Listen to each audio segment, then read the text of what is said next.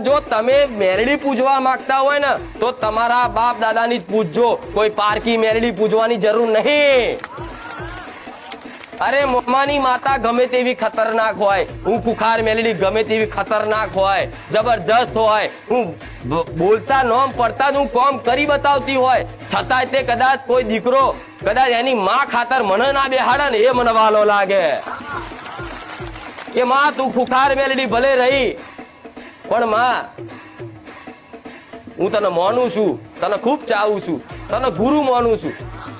પણ મને ગુરુ માનતા હોય, મને ખૂબ ચાહતા હોય, મને ખૂબ લાડ કરતા હોય ને, ખૂબ મારી તમારી માં કરતા મારી ભક્તિ વધારે ભલે કરતા હોય, પણ તમારા ઘેર મારો દીવો કરતા કેમ? હું મેલડી જ છું, હું કોઈ બીજું દેવ, હું ઉગતા પોડની જ મેલડી છું, પણ સોલંકી પેઢીની માતા છું.